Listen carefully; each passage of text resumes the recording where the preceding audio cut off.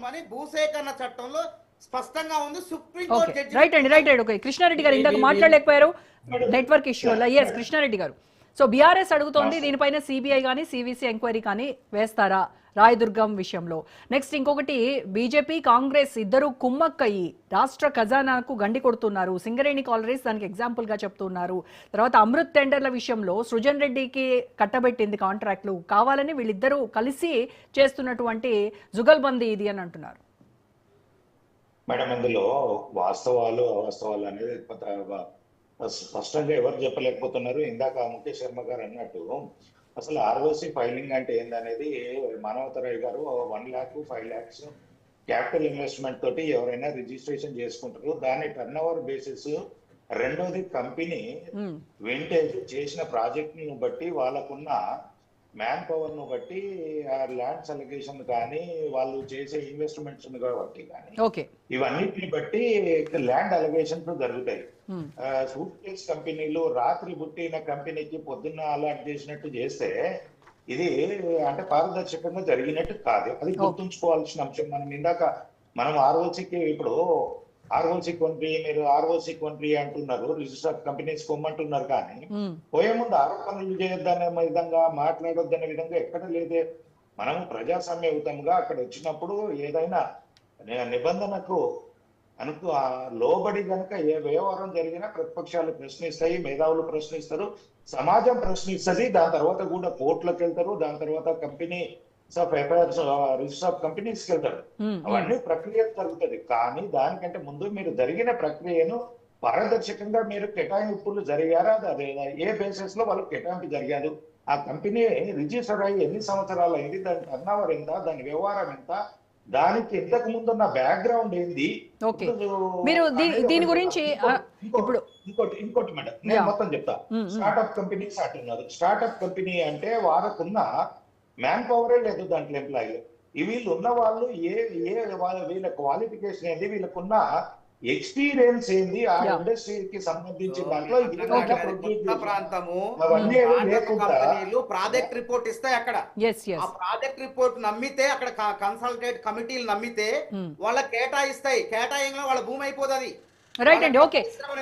కృష్ణారెడ్డి గారు టెసరాక్ట్ కంపెనీ గురించి ఇన్ని విమర్శలు చేస్తున్నారు, ఇన్ని ఆరోపణలు చేస్తున్నారు కదా. మరి సింగరేణి కాలరీస్ లో కేంద్ర ప్రభుత్వానికి 49% వాటా ఉంది కదా. మరి దానికి సంబంధించి అక్కడ సైట్ విజిటేషన్ సర్టిఫికెట్ల పేరుతో కొంతమంది మీకు అనుకూలంగా ఉన్నటువంటి కాంట్రాక్టర్స్ కు మేలు చేస్తున్నారు అనేటువంటిది మీ పైన ఉన్నటువంటి ఆరోపణ. మరి దానిపైన ఎంక్వైరీ ఏది? బీఆర్ఎస్ ముందు నుంచి అదే కదా డిమాండ్ చేస్తా ఉంది. ఇక్కడ లుకలుకలు ఉన్నాయి, రెండు పార్టీలు కుమ్మక్కయ్యాయని.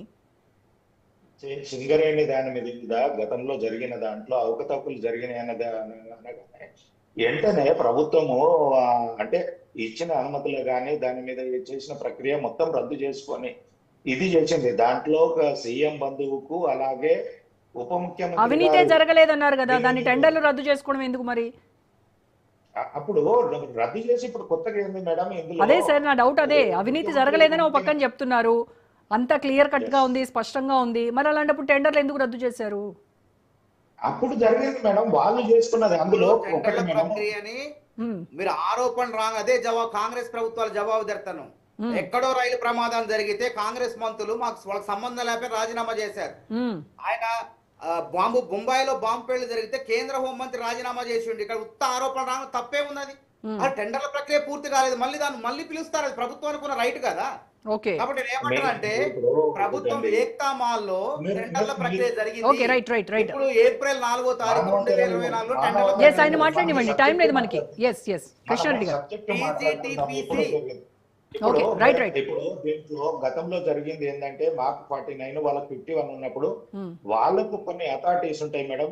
మనము పార్ట్నర్షిప్ అయినంత మాత్రాన ప్రతిదీ సైనింగ్ అథారిటీ అనేది మెజార్టీ వాళ్ళకు ఉన్నది కాబట్టి రాష్ట్ర ప్రభుత్వానికి ఉన్నది. రాష్ట్ర ప్రభుత్వం అప్పుడు తీసుకున్న నిర్ణయాలలో ఆరోపణలు రాగానే మా కిషన్ రెడ్డి గారు కూడా మాట్లాడడం జరిగింది. దానికి సంబంధించింది వెంటనే రద్దు చేశారు. మళ్ళా ఇప్పుడు కొత్తగా వెళ్ళారు. దాంట్లో అప్పుడు జరిగిన దాంట్లో కూడా ముఖ్యమంత్రి ఉప ముఖ్యమంత్రి మధ్యలో అక్కడ కొట్లాట వచ్చి ఈ విషయం అంతా బయటకు బొక్కి వ్యవహారం అంతా ఇబ్బందికరంగా తయారైతుందని చెప్పేసి రాత్రికి రాత్రి దాన్ని రద్దు చేసుకోవడం జరిగింది.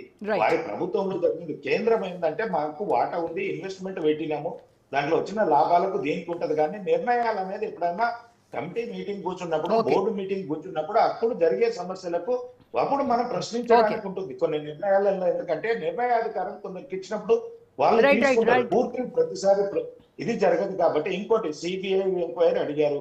రాష్ట్ర ప్రభుత్వం నుంచి ఇప్పుడు జరిగిన వీటి మీద కానీ, హెచ్సిఏ భూముల మీద కానీ, వీటన్నిటి మీద కూడా పిపిపి పద్ధతిలో పోతామన్నారు. కాబట్టి దాని మీద అప్పుడు కూడా ఏం SCA భూములు జరిగింది? సుప్రీంకోర్టు తీర్పిచ్చింది ప్రభుత్వ భూములని. సిబిఐ దర్యాప్తు చేయమని ఏం దర్యాప్తు? చెప్పేసి SCA భూముల మీద రాష్ట్ర కోర్టే ప్రభుత్వ భూముల మీద రాష్ట్ర దర్యాప్తు అయిపోతుంది చేసింది. కదా. రైట్ అండి, ఓకే, మనకి టైం లేదండి. Thank you so much Krishnareddy గారు, గౌతమ్ ప్రసాద్ గారు, మానవతారాయ్ గారు, ముఖేష్ గారు, థ్యాంక్ యూ. రైట్, ఇది వాళ్ళ